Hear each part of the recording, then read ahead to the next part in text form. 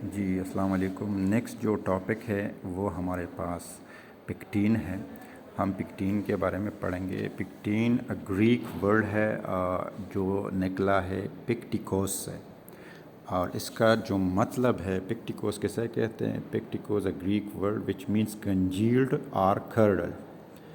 कंजील और कर्ड जिस तरह मतलब आप दही को माया वगैरह डालते हैं और उससे कर्ड बन जाता है, इस प्रोसेस को हम कर्डलिंग कहते हैं या कंजीलिंग कहते हैं। ठीक है जी। तो इसी तरह पिक्टिकोस भी जो है ना, पिक्टिक एसिड या पिक्टीन जो है हमारे पास, ये भी कंजील होता है, इसकी भी प्रिसिपिटेट बनते हैं, तो इसी वजह से इसको पिक्टीन कहा जाता है। अच्छा, ये एसिडिक इन नेचर होती है। इसको हम अब इसमें जो मेन कंपाउंड है एसिडिक हेट्रोपोलिसिक्लाराइड इसमें होती है, जो कहाँ पे होती हैं, ये प्राइमरी लेमेला और मिडल लेमेला और सेल वाल के जो बीच में जो सेल्स होती हैं उसमें मोस्टली पिक्टीन पाया जाता है। लेट से हमारे पास ये सेल वाल की, मतलब अगर आप इसको देख सकते हैं, ये हमारे पास सेल वाल है। ठीक है जी। सेल वाल 3 चीज़ों से बना होता है, जो प्राइमरी लेमेला है उससे, मिडल लेमेला और सेकेंडरी लेमेला, इनसे सेल वाल बनता है। और इसके दरमियान जो सीमेंटिंग सेल्स है, इसके अंदर क्या होती हैं, इसके अंदर हमारे पास पिक्टीन होती है। ठीक है जी। तो इसको आप इंट्रासेल्युलर सीमेंटिंग भी आप कह सकते हैं पिक्टीन को। ठीक है जी। इसके बायोलॉजिकल सोर्स में हमारे पास लेमन है। लेमन का जो बोटेनिकल ओरिजिन है that is called citrus lemon.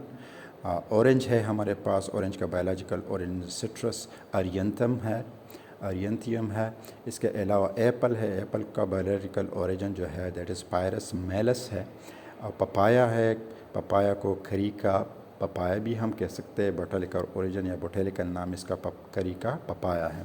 इसी तरह अमरूद है जिसको गवावा कहते हैं, या बाद लोग इसको गावा भी कहते हैं, तो इसका जो बोटेनिकल नेम है दैट इज़ सीडियम गोवाजावा। इसी तरह मैंगो है हमारे पास, जो मैंगो का सरफेस मतलब सरफेस मटेरियल होते हैं, इस तरह उसका जो छिलका वगैरह होता है उसका ये रिच सोर्स है। उसको जो मैंगो का बोटेनिकल नेम है दैट इज़ मैग्नीफेरा इंडिका। ठीक है जी। तो ये इसके बायोलॉजिकल सोर्स या हैबिटेट है कि यहाँ पर इन चीज़ों में जो है ना मोस्टली हमारे पास पिक्टीन होता है। ठीक है जी। जियोग्राफिकल सोर्स में ये मोस्टली हिमालय में पाए जाते हैं ये फ्रूट्स वगैरह, या हम कैलिफोर्निया में, पाकिस्तान में ऑरेंज, दुनिया में सबसे ज़्यादा पाकिस्तान में ऑरेंज पाया जाता है, मतलब ये कल्टिवेट होते हैं। और इसकी करेक्टरिस्टिक जो है ये येलो इन कलर है, येलोविश कलर में भी हो सकता है। इसके क्रीम पाउडर, ये हम किस चीज़ की बात कर रहे हैं, ये हम पिक्टीन की बात कर रहे हैं। करेक्टरिस्टिक पिक्टीन की जो करेक्टरिस्टिक है या जो इसकी खसूसियात हैं, ये येलोविश इन कलर होता है, क्रीम पाउडर भी हो सकती है। इसका जो कुछ स्मेल वगैरह नहीं होता है, ऑर्डरलेस होता है।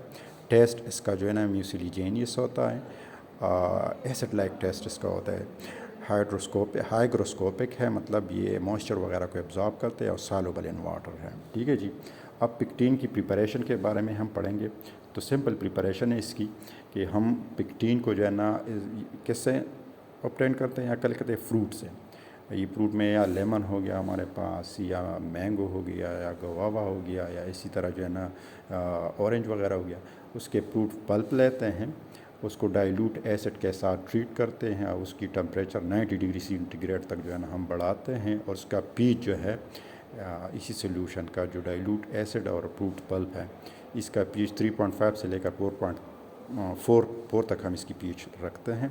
अब इसे ये जो हमारे पास हीटेड सोल्यूशन बन जाएगा, अब इसी हीटेड सोल्यूशन को हम फ़िल्टर करेंगे, कूल करके फ़िल्टर करेंगे, और बाद में इसके जो फिल्ट्रेट आते हैं उसको अल्कोहल के साथ ट्रीट करेंगे, तो हमारे पास पिक्टीन के प्रिसिपिटेट बन जाएंगे। ये मतलब इसमें से पिक्टीन प्रिसिपिटेटेड आउट हो जाएंगे, और फिर इसको हम वॉश करेंगे, ड्राई करेंगे। ड्राई किस तरह करेंगे, रिड्यूस प्रेशर पे इसको ड्राई करेंगे, तो हमारे पास पिक्टीन के पाउडर बन जाएंगे। ठीक है जी। ये सिंपल जनरल प्रिपरेशन है।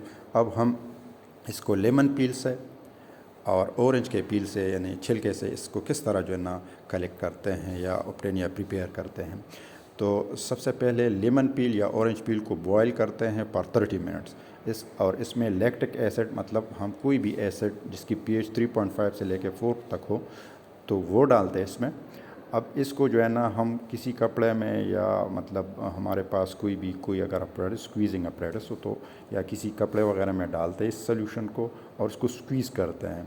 ठीक है जी, जो बॉइल्ड मटेरियल है ये ऑलरेडी हमने बॉयल किए थे, इसको स्क्वीज़ करते हैं और जो स्क्वीजिंग मटेरियल आ जाते हैं इसको सेंट्रीफ्यूगेट करते हैं और इसके बाद हमारे पास जो सेंट्रीफ्यूगेट का जो सुपरनेट लेयर है वो हम डिस्कार्ड करेंगे। क्लियर सोल्यूशन हमारे पास आ जाएगा। उसमें अगर फिर भी हमारे पास उसमें कोई कलर्स वगैरह हो तो हम डीकलराइजिंग एजेंट उसमें डाल के उसको डीकलराइज करेंगे। इसके बाद जो हमारे पास सोल्यूशन आते हैं उसको अल्कोहल या बेस के साथ ट्रीट करते हैं तो पिक्टीन उसमें से प्रिसिपिटेट आउट हो जाएगा, उसके प्रिसिपिटेट बन जाएंगे और प्रोटीन और स्टार्च वगैरह उससे मतलब जो सेंट्रीफ्यूगेशन प्रोसेस में हम इसमें मोस्टली प्रोटीन होता है, कुछ स्टार्च वगैरह था उसको रिमूव करेंगे।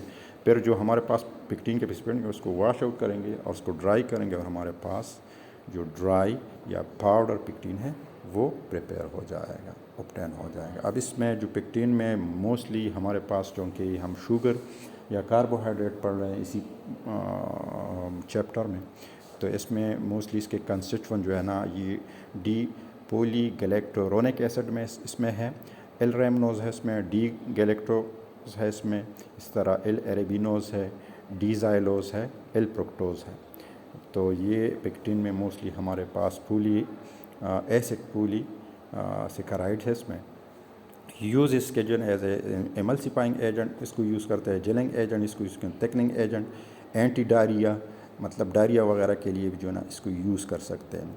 It can also decrease human blood lipoprotein level, तो अगर ओबीस% वगैरह है तो ये उसकी जो है ना वेट कम करने में भी मदद देता है। इस तरह इंटीरियो एब्जॉर्बेंट है मोस्टली जो है ना, इंटीरियो एब्जॉर्बेंट के protect the accumulation of ingested radio active material, तो रेडियो एक्टिव मटीरियल्स को जो है ना वो एब्जॉर्ब करते हैं। ठीक है जी, तो ये हमारे पास जो है ना ये पिक्टीन के बारे में थोड़ी सी डिटेल थी।